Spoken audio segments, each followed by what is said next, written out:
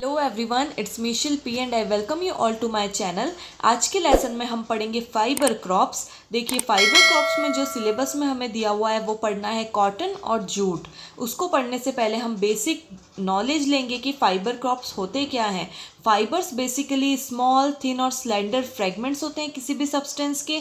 Fibres का mineral origin भी होता है, जैसे कि एस्बेटॉस, स्पन ग्लास। एनिमल ओरिजिन भी होता है, वूल, सिल्क, फेदर्स, और साथ ही साथ प्लांट ओरिजिन भी होता है। फाइबर्स को बेसिकली दो ब्रॉड कैटेगरीज में डिवाइड किया गया है, वो है एनिमल और प्लांट फाइबर्स। एनिमल फाइबर्स तो अभी मैंने एग्जांपल दे ही दिया, और प्लांट फाइबर्स ऐसे फाइबर्स हैं जो कि हमें प्लांट से प्राप्त होते हैं। ठीक है, वर्ल्ड का नियरली 90% फाइबर का प्रोडक्शन हमें प्लांट फाइबर से प्राप्त होता है। उसे नेचुरल वेजिटेबल फाइबर्स भी कहा जाता है। अब फाइबर्स का क्लासिफिकेशन देख लेते हैं। इसमें सबसे फर्स्ट है हमारे पास में बास्ट फाइबर्स। उसका कई बार एग्जाम में क्वेश्चन भी आ चुका है। उसे स्टेम फाइबर्स भी कहते हैं, और वो सॉफ्ट फाइबर्स होते हैं। ठीक है, ये फाइबर्स कौन से होते हैं? जो प्लांट की जो स्टेम होती है, स्टेम में फ्लोएम प्रेजेंट होता है, तो फ्लोएम के अंदर जो स्क्लेरेनकाइमा फाइबर्स होते हैं वो ही बास्ट फाइबर्स होते हैं। और उसका इम्पॉर्टेंट बास्ट फाइबर्स कौन से हैं? फ्लैक्स है, जूट, हेम्प, केनाफ, रेमी, ये सब क्या है? Bast fibres. सेकंड है हार्ड फाइबर्स, जो कि लीफ से मिलते हैं और उसे स्ट्रक्चरल फाइबर्स भी कहा जाता है। जो हार्ड फाइबर्स है वो लीफ के अंदर प्रेजेंट स्क्लेरेनकाइमा फाइबर्स है, जैसे कि अगेव में, सेंसिविरिया में, मनीला हेम्प में, मॉरिशियस हेम्प में हमें हार्ड फाइबर्स मिलते हैं। नेक्स्ट है सीड एंड फ्रूट फाइबर्स। देखिए, सीड और फ्रूट फाइबर्स का सबसे बेस्ट एग्जांपल है कॉटन सीड। कॉटन सीड में जो फाइबर्स प्रेजेंट होते हैं उससे हमें कॉटन मिलता है। उसी तरह दूसरा एग्जांपल है सीबा पेंटेंड्रा। सीबा पेंटेंड्रा के ओवरी वॉल में प्रेजेंट जो फाइबर्स होते हैं वो सीबा फाइबर्स कहलाते हैं।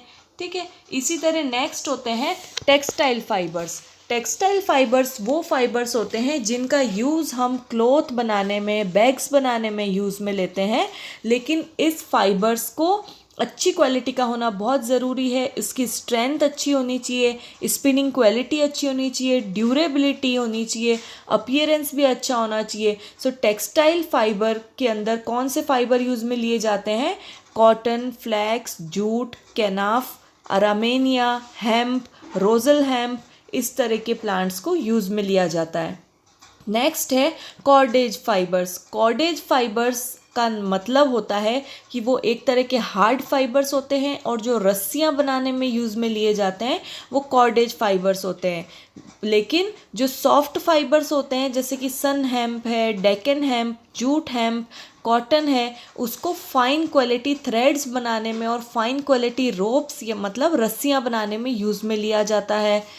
ठीक है, और न्यूजीलैंड जो हेम्प है उसको स्ट्रिंग्स बनाने में, पतली पतली रस्सियाँ बनाने में यूज़ में लिया जाता है, केबल्स बनाने में यूज़ में लिया जाता है। उसके बाद है ब्रश फाइबर्स। ब्रश फाइबर के नाम से ही पता चल रहा है कि ब्रश और ब्रूम्स बनाने के लिए यूज़ लिए जाते हैं, और वो फाइबर्स का मटेरियल कोर्स होता है। ठीक है, मतलब थिक होता है, और ये बहुत सस्ती रेट पे अवेलेबल होता है। जैसे कि ब्रूम्स मतलब झाड़ू बनाने के लिए एरिस्टिडिया स्पोरोबोलस की स्टेम को यूज़ किया जाता है, और ब्रश बनाने के लिए पल्मायरा लीफ के फाइबर्स को यूज़ किया जाता है। उसके बाद नेक्स्ट है filling fibres. Filling as the name suggest, किसी भी मटेरियल को फिल करने के लिए, जैसे कि मैट्रेस की स्टफिंग करने के लिए, अपहोल्स्ट्री के लिए, लाइफ बेल्ट्स बनाने के लिए जिन फाइबर्स का यूज़ किया जाता है वो फिलिंग फाइबर्स कहलाते हैं। इसमें यूज़ किया जाता है कॉटन सिल्क प्लांट का, जिसे कपोक भी कहते हैं। ठीक है, कोयर का यूज़ किया जाता है, सन हेम्प का यूज़ किया जाता है। नेक्स्ट है प्लेटिंग फाइबर्स। प्लेटिंग मतलब बुनना। किसी भी ऐसे फ्लैट फाइबर्स जिसके फाइबर्स के स्ट्रैंड को बुना जा सकता है, और उससे हैट्स बनाई जाती है, मैट बनाई जाती है, बास्केट बनाई जाती है, स्क्रीन्स बनाई जाती है। सो ये सारी चीज़ें प्लेटिंग फाइबर्स की कैटेगरी में आती है, और इसमें यूज़ आने वाले फाइबर्स हैं साइप्रस, बैम्बूसा, कैलेमस, विटिविरिया, जिज्नोइड्स। ठीक है, सो ये हमने देखा फाइबर्स का क्लासिफिकेशन। में फर्स्ट हम स्टार्ट करने जा रहे हैं कॉटन से। कॉटन का बॉटनिकल नेम है गॉसिपियम और इसकी कई सारी स्पीशीज़ है। देखिए कॉटन का मेंशन हमें ऋग्वेद में भी देखने को मिलता है और मनु की धर्मशास्त्र में भी मिलता है। अर्लीस्ट जो हमें जो ट्रेस मिले हैं कॉटन के वो हड़प्पन सिविलाइजेशन से भी मिले हैं, क्योंकि हड़प्पन सिविलाइजेशन में कॉटन से बने हुए क्लोथ्स का यूज़ होता था। जो ओरिजिनली जो कल्टिवेटेड कॉटन है वो गॉसिपियम आर्बोरियम है और गॉसिपियम हर्बेशियम है। जो इंडियन कॉटन है वो 3 है मेनली स्पीशीज़। वो है गॉसिपियम हिरसुटम जिसके फाइबर्स मीडियम से लॉन्ग होते हैं। देन है गॉसिपियम हर्बेशियम, इसके फाइबर्स लॉन्ग होते हैं। नेक्स्ट है गॉसिपियम आर्बोरियम जिसके फाइबर्स छोटे होते हैं और कोर्स होते हैं। ठीक है, जो क्लाइमेट रिक्वायरमेंट होती है कॉटन को ग्रो करने की, उसमें एनुअल मीन टेम्परेचर होना चाहिए 15.4 डिग्री सेल्सियस और एनुअल रेनफॉल 50 सेंटीमीटर तक होनी चाहिए।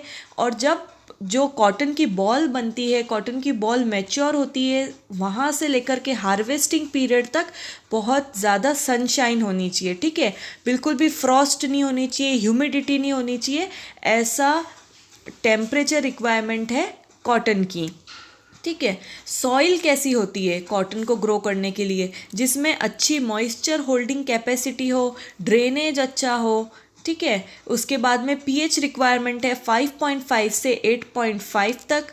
सॉइल कैसी है सबको पता है, regur soil, black cotton soil, alluvial soil और लेटराइट सॉइल पे भी ग्रो करता है कॉटन। और कुछ स्पीशीज़ है कॉटन की, कृष्णा, गुजरात 67, सुजाता, हाइब्रिड 4। इसके अलावा भी कई सारी वैरायटी है लेकिन मेनली 4 वैरायटीज़ ही हम ध्यान में रख लेते हैं। अब उसकी डिस्क्रिप्शन देख लेते हैं प्लांट की। कॉटन के प्लांट शर्ब्स होते हैं जिसमें कई सारी वेजिटेटिव ब्रांचेस कई बार तो होती हैं और कई बार नहीं होती है, सिंपली मेन ब्रांच होती है। स्टेम कैसी होती है, थिक होती है, रिजिड होती है। लीव्स में कई कई जगह हेयर्स प्रेजेंट होते हैं। स्टिप्यूल्स छोटे होते हैं। स्टेमेंस मोनोडाइफल्स कंडीशन में होते हैं। स्टाइल्स शॉर्ट होते हैं। जो कैप्सूल होती है वो राउंडेड होती है और एक लॉक्यूल में 11 से ज़्यादा सीड्स प्रेजेंट होते हैं।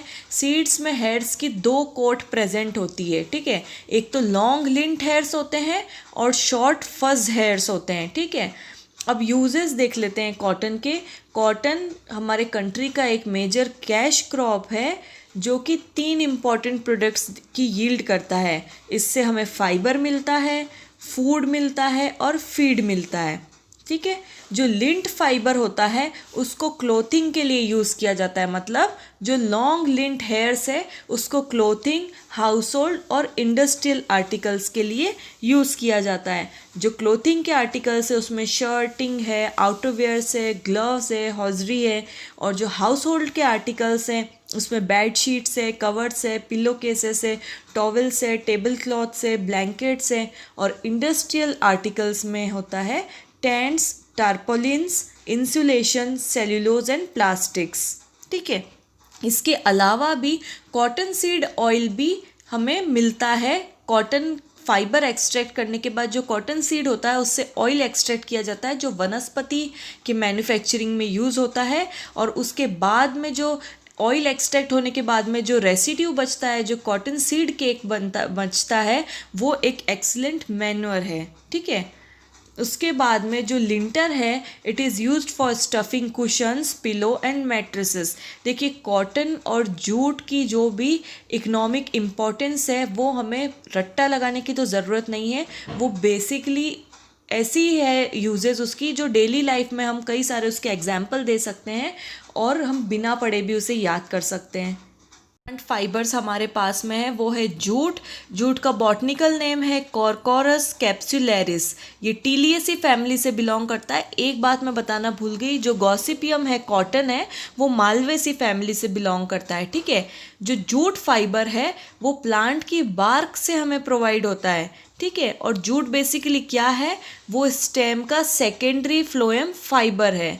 ये बात ध्यान में रखना क्योंकि कई बार एग्जाम में क्वेश्चन पुटअप किया गया है इससे भी कि जूट बेसिकली है क्या, तब हम कंफ्यूज हो जाते हैं।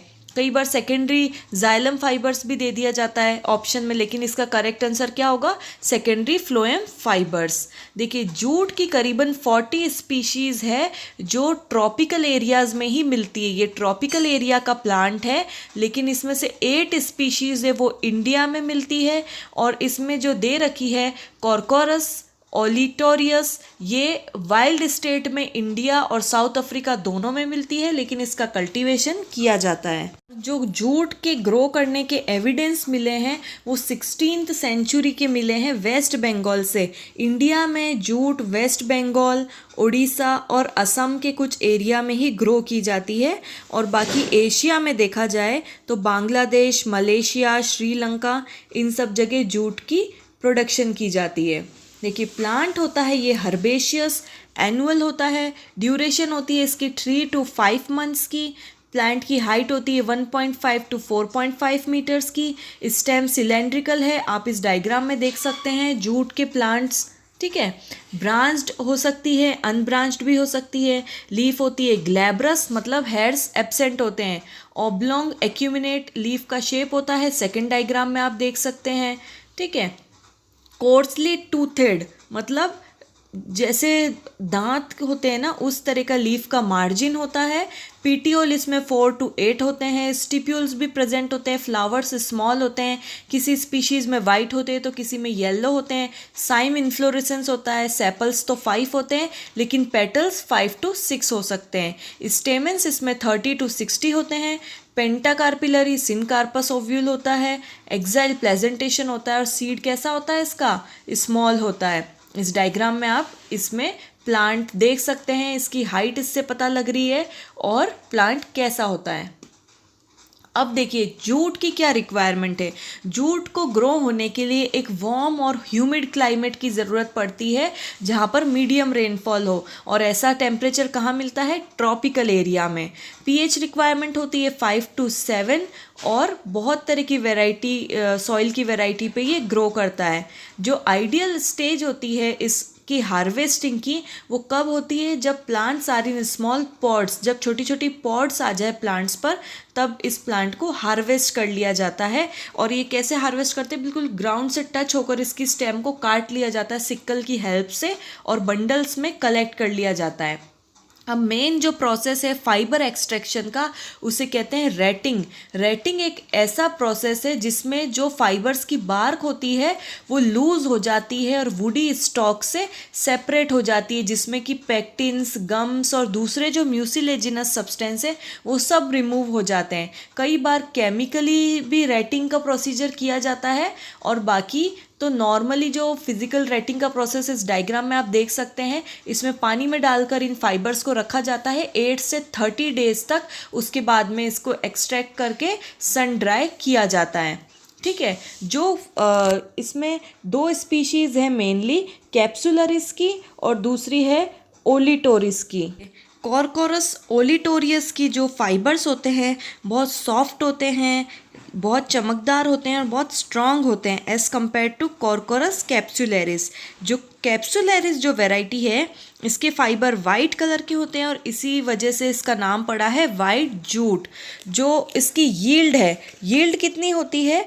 1 एकड़ के एरिया में करीबन 481 से 518 किलोग्राम जूट प्रोड्यूस किया जाता है इंडिया में, ठीक है।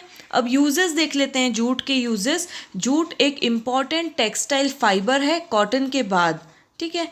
ये इसको बुना जाता है, और इससे मतलब जो फाइबर निकाले जाते हैं उससे बोरियां बनाने में सबसे ज़्यादा यूज़ किया जाता है। सबसे बेस्ट एग्जांपल है, nearly 90% of the jute fibre goes into fabric and sack manufacture. Sack मतलब बोरियां बनाना, फैब्रिक्स भी बनते हैं। फैब्रिक जो इसका बनता है वो मेनली जो दरियाँ बनती है वो उससे बनाई जाती है, ठीक है। और उसके बाद में जो 10% बनता है उससे रस्सियाँ बनाई जाती है, ट्वाइंस बनाई जाती है, पेपर बनाया जाता है, या फिर जो मैट्रेस होते हैं उसमें फिल किया जाता है, मैट्स बनाई जाती है, टेपेस्ट्रीज बनाई जाती है, लिनोलियम में यूज़ किया जाता है। सो ये यूज़ थे जूट के। आज हमने फाइबर क्रॉप्स पढ़े, कॉटन और जूट, उनकी इकोनॉमिक इम्पॉर्टेंस देखी और जो भी इम्पॉर्टेंट जो प्रोसेस है इससे रिलेटेड वो सारे हमने पढ़े। So this was all about today's lesson. Thank you for listening and stay tuned for more new videos.